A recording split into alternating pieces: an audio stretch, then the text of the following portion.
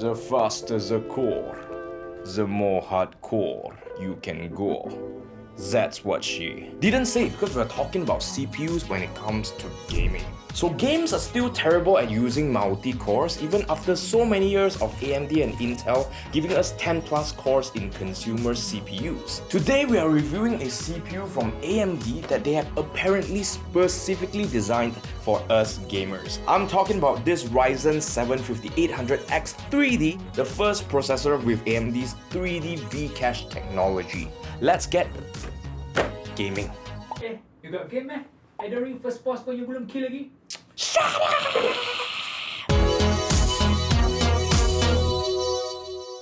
I'm late. It's not what she said, but for sure I am. When it comes to this review, the entire Mob House team took a Hari Raya break for a much needed R&R after a busy first half of 2022. Anyways, in case you have missed out on all that Ryzen 7 5800X 3D hype train, come chill with me as we take a closer look. The Ryzen 7 5800X 3D was just launched at $550 this April at the same price as the Ryzen 7 5800X when it first came out in 2022, though the 5800X's price has since dropped quite a bit. Also, it is worth noting that this new CPU in 2022 is still compatible with any AM4 motherboards that support Ryzen 5000 series processors, even a V450 motherboard that came out 4 years ago in 2018. However, I'd still recommend an X570 motherboard to fully utilize the Ryzen 7 5800X 3D.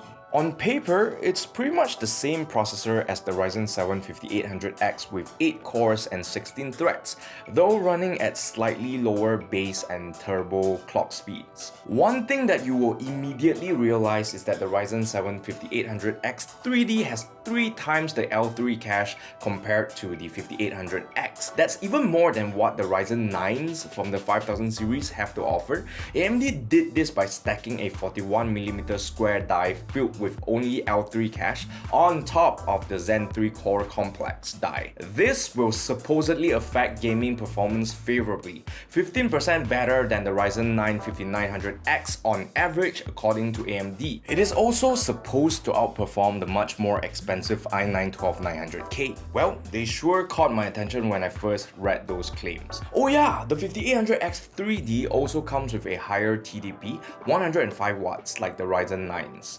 Interesting. Before we show you the numbers, here are the specs to our test setup.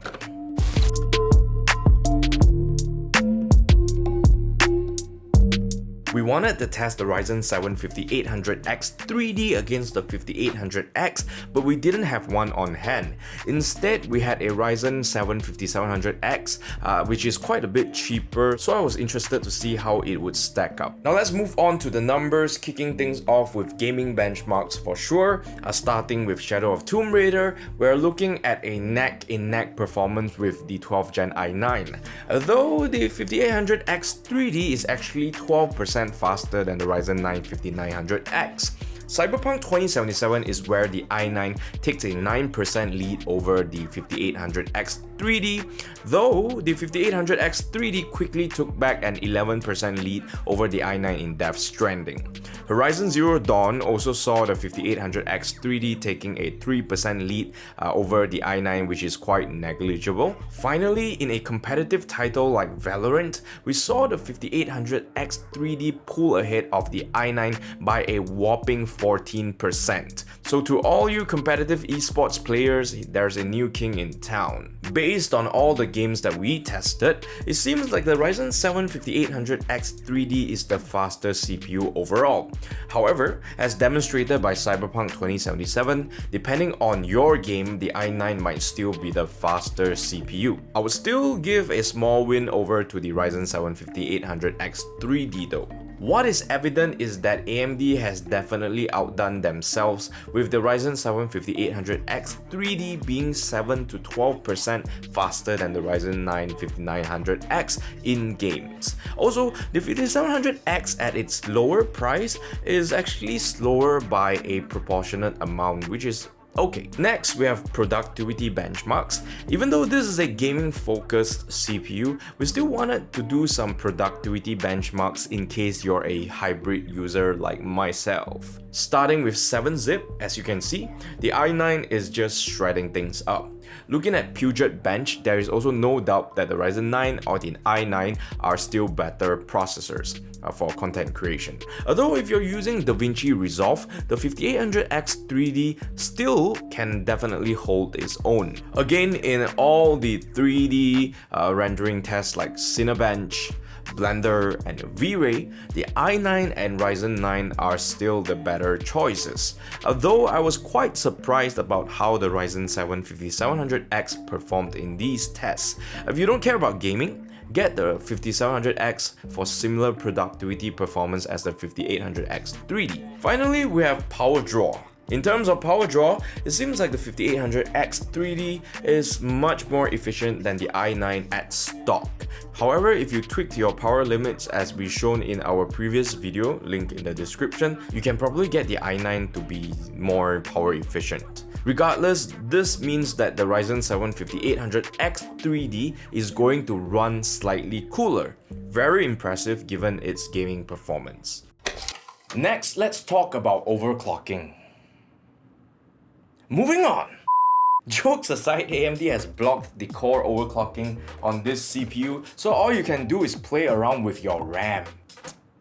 Not that haram! I call your mother, huh? To recap, here are the pros, mass, and cons of the Ryzen 7 5800X 3D.